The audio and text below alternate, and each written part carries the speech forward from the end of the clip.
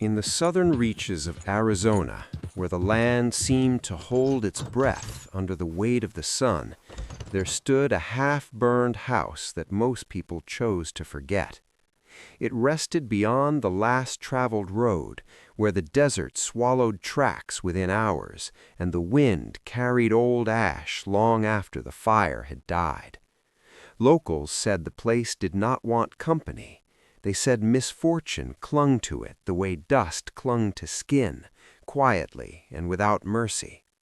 Years earlier, a man had died there, and afterward the house had changed, not in any way that could be measured or proven, but in the way people avoided looking toward it, in the way voices lowered when its name surfaced, in the way help never seemed to arrive.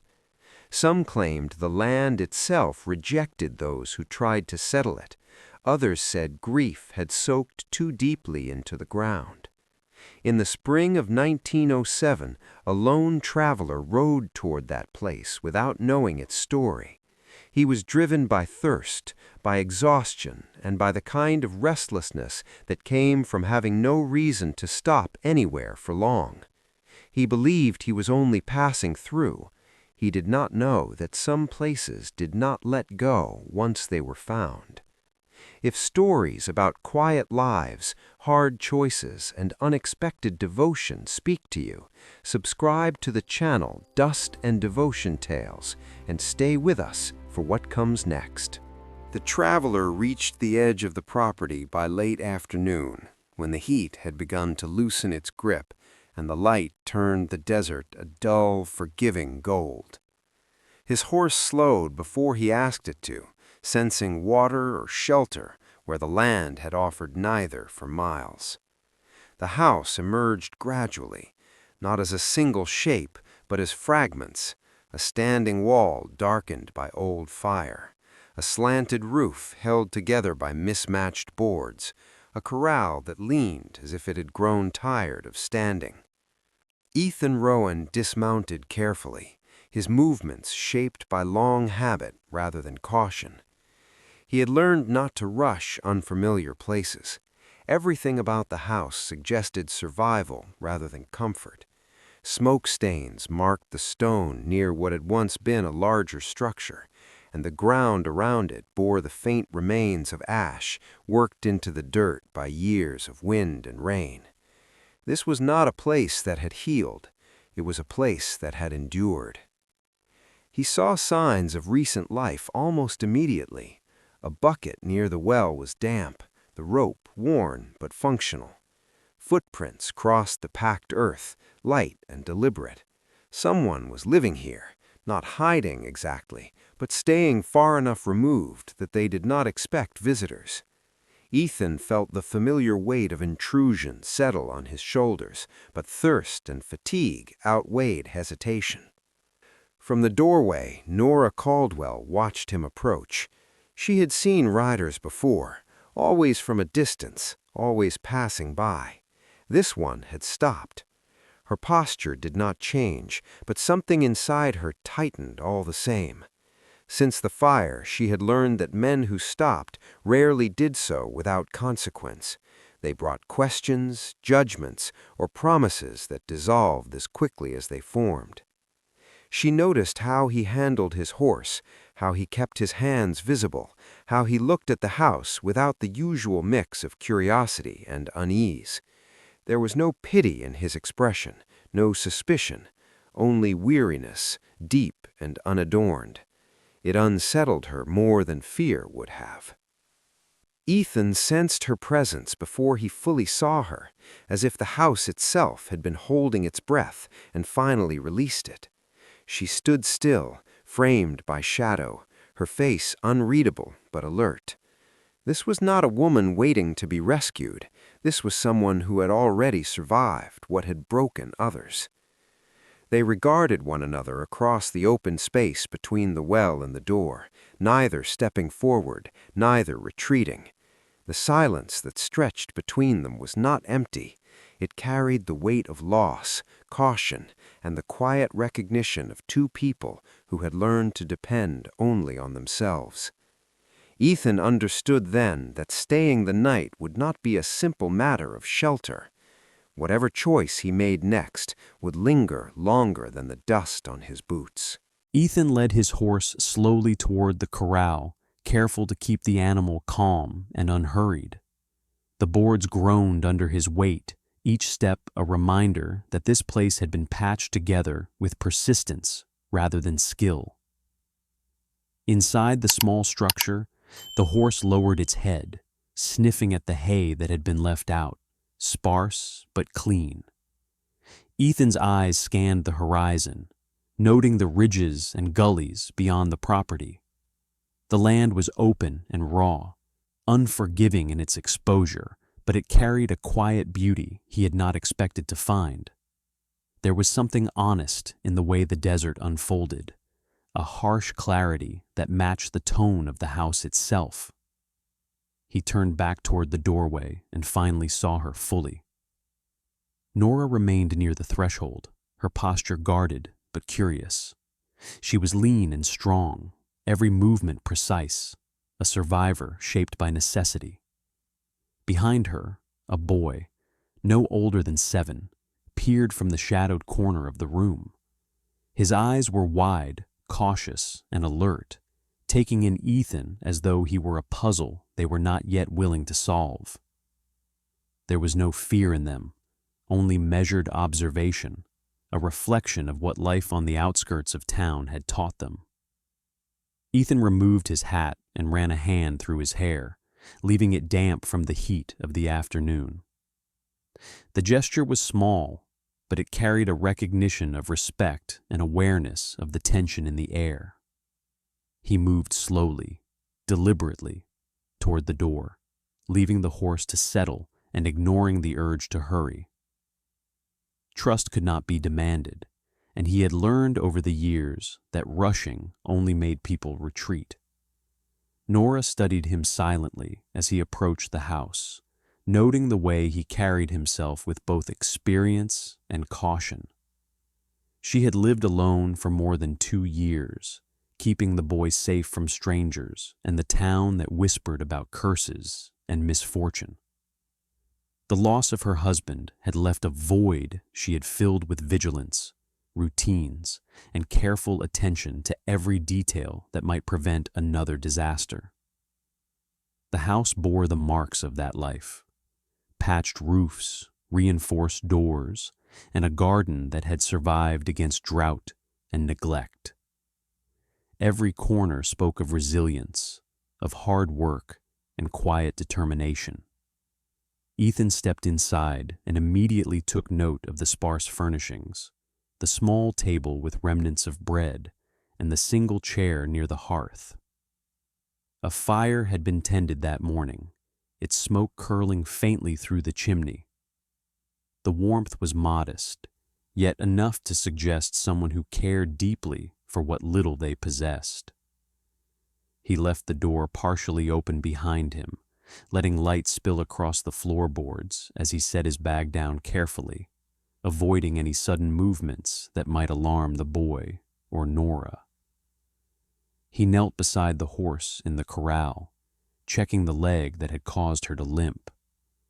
The injury was minor, a bruise from a misstep, but Ethan worked with precision, cleaning the area and bandaging it with strips of cloth from his pack. The horse shifted beneath his hands, sensing the attention and steady energy. Nora watched him for several minutes, her eyes softening as she recognized the calm authority in his movements. She understood that he meant no harm, and for the first time in months, she felt a flicker of relief that someone had come without expectation, without judgment. By the time the sun began to sink behind the distant hills, casting long shadows across the property, Ethan had finished his work and returned to the small doorway. The boy had edged closer, still hesitant, but increasingly curious. Nora remained behind him, evaluating silently, weighing the unknown against the relief of human presence. In that moment, the quiet understanding settled between them, fragile, but real.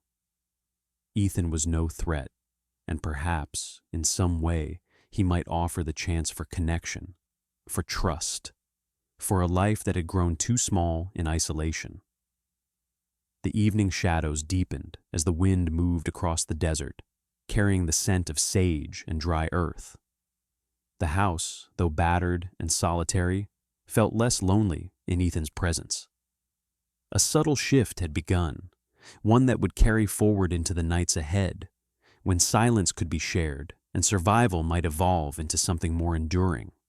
The next morning, sunlight filtered through the dusty windows, casting long lines across the floorboards. Ethan rose before the boy and Nora, moving quietly so as not to disturb the fragile rhythm of the small household. Outside, the desert stretched endlessly, the wind tugging at the loose boards of the porch. He fed the horse first, filling the trough with water and scattering what little feed remained in the stall. Ginger nuzzled his hand, and for a moment the tension that had held him during the ride seemed to ease. Nora emerged as he worked, carrying a small basket of herbs and dried food from the cabin's pantry. She paused at the edge of the corral, her eyes fixed on him as if measuring his every movement. She had survived alone for too long to trust easily, yet something about the way he handled the horse, the careful attention in his hands and eyes, stirred a cautious hope she had not felt in years. The boy peeked around her legs, curiosity sharpening his features as he watched Ethan work. The day unfolded slowly. Ethan repaired a broken fence, the hammer striking rhythmically against the weathered posts. The heat pressed down on them, unrelenting, yet he moved with steady determination. Nora remained nearby, her tasks lighter, watching him with a growing sense of cautious relief. She had learned to notice the details in people quickly, and the lack of hurry in his actions suggested a reliability she had not dared to expect from a stranger. By midday, Ethan had turned his attention to the small garden. He knelt in the dirt, examining the struggling plants and turning the soil with careful hands. Nora joined him at the edge, showing him what had survived the harsh weeks of sun and drought. Together they worked, each motion quiet but deliberate, a rhythm forming between them that needed no words. The boy wandered closer, helping where he could, his small hands brushing against the earth, learning trust in the slow way it came. As the sun began to dip behind the horizon, painting the desert sky in pale oranges and purples, the cabin seemed less isolated, less hollow than it had the day before. Shadows fell gently across the porch as Ethan stood back to survey the day's work. He had come seeking shelter for himself and his horse, but in the quiet labor he had found something else, the first threads of connection, the possibility of belonging. For the first time, the three of them, Nora, her son, and Ethan, felt a fragile sense that perhaps life could be shared again, that isolation could be softened by trust and effort. The wind whispered through the desert, carrying with it the quiet promise of change, one careful day at a time. The morning arrived cooler than the days before, the desert air carrying a crispness that hinted at the coming change of seasons. Ethan rose early, the rhythm of the past days now familiar, and led Ginger to the trough for water. The boy followed, still cautious but increasingly confident, mimicking the careful gestures he had observed.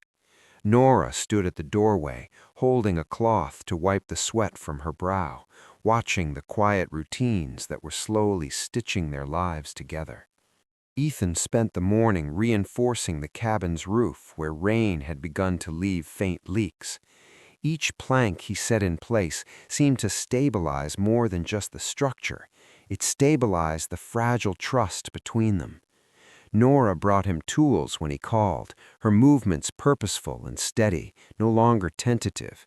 Even the boy ventured near, offering small nails or holding a hammer with concentrated pride.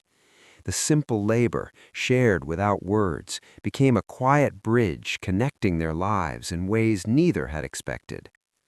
By midday, the sun had climbed high, glaring off the sandy plains.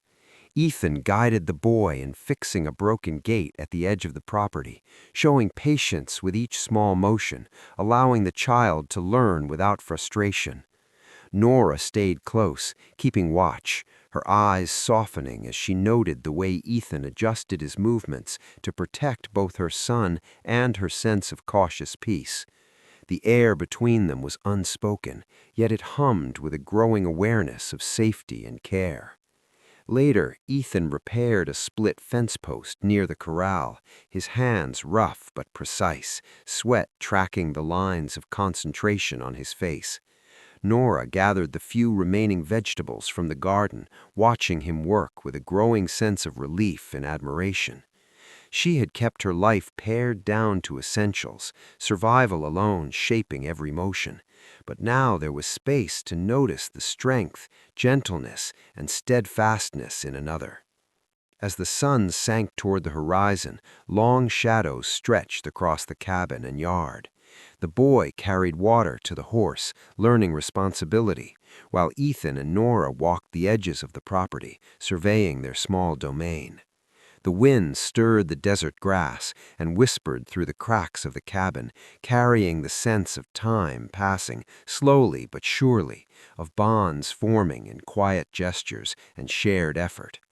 That evening, as the three of them settled by the hearth, there was a sense of hard-earned peace, a subtle understanding that they were no longer merely surviving, they were beginning to live together. The next few days followed a rhythm that felt both comforting and fragile. Ethan rose with the sun, tending to Ginger and the small corral, while Nora moved through the cabin, preparing modest meals and tending the garden. The boy shadowed their every movement, learning through observation, his small hands growing steadier with each chore. There was a quiet understanding forming between them, an unspoken agreement that the past hardships would not define the present, that trust could be rebuilt, one action at a time. Ethan spent the mornings repairing the fences that bordered the property, each post and rail set with care, a protective barrier not only for the land, but for the fragile family that had begun to take shape here. Nora assisted when she could, fetching tools, steadying boards, her movements careful but confident. Watching her, Ethan felt the steadying pull of responsibility and belonging, a tether that anchored him in ways he hadn't realized he needed. The boy grew bolder with each task, his laughter punctuating the quiet work, a small and precious sign of life returning to the isolated cabin. Afternoons were quieter, moments of stillness spent tending to the small garden or reading from the books Nora had collected. Ethan watched them from the porch, the golden light catching the strands of Nora's hair and illuminating the child's focused expression. He realized that the simplest acts, a brush of hands, a shared smile, a corrected movement, had begun to form bonds stronger than anything he had known on the trail. It was in these ordinary tasks that the extraordinary trust of a family was being quietly forged. Evenings brought long shadows and a sense of closeness. The three of them would gather by the hearth, the fire's glow reflecting off their faces, the desert wind sighing outside the cabin. Ethan would check the supplies and tools for the next day, while Nora quietly organized what little they had, and the boy would nestle into a blanket, content and safe. Each day brought small victories, a fence secured, a garden patch thriving, a child learning and growing, a widow slowly lowering the walls she had built around herself. By the time the sun dipped below the distant mesas, the cabin felt less like a shelter against the world and more like a home. There was laughter and care, quiet moments of attention and effort that strengthened bonds more than words ever could. Ethan, Nora, and the boy were not just surviving, they were learning to trust each other, to find comfort and stability in shared work and presence. And in that fragile yet enduring harmony, there was the sense of a family being built, slowly and deliberately, against the odds of the world outside. Winter approached slowly, the days growing shorter and the wind sharper across the mesas. Ethan rose before dawn to stoke the fire and check on Ginger, who had grown strong again, her limp all but gone. Nora moved through the cabin with quiet efficiency, stacking wood, preparing simple meals, and ensuring the boy was warm and fed. Each action, no matter how small, carried the weight of care, and Ethan noticed how natural it all felt now, the rhythms of a life shared and depended upon. The property, once neglected and overgrown, had begun to thrive under their combined efforts. Fences were sturdy, the garden producing small but steady yields, and the cabin, though modest, felt alive. Ethan repaired the weathered roof just as the first flakes of snow began to fall, careful to protect the home that had become a symbol of their resilience. Outside, the landscape lay in quiet white, beautiful yet unforgiving, reminding them that the world beyond the cabin's walls was still wild, but they faced it together. Evenings were spent by the fire, the boy nestled between Ethan and Nora, listening as Ethan read aloud, bringing the characters to life with patient voices. Laughter and quiet conversation filled the cabin, the kind of warmth that only comes from feeling truly safe. They celebrated small victories, a fence that held against a storm, a garden that survived the cold, a meal shared without worry, and these moments knit them closer together. Trust, once tentative, had deepened into an unshakable bond. One afternoon, a distant rider appeared on the horizon, a messenger from the nearby town bringing news that curiosity about their cabin had reached the edges of the community. Ethan positioned himself near the entrance, protective yet composed, knowing that their home, their family, could withstand challenges if they stood united. The visitor approached cautiously, witnessing the life that had grown in isolation, a home built from effort, patience, and love. As night fell, the three of them sat together outside, the snow reflecting the pale light of the moon. Ethan held Nora's hand in his, the boy dozing lightly against his shoulder. There was no fear tonight, only the quiet certainty that they belonged to each other. The cabin, once a symbol of isolation, had become a place of hope, a sanctuary where trust and love had flourished.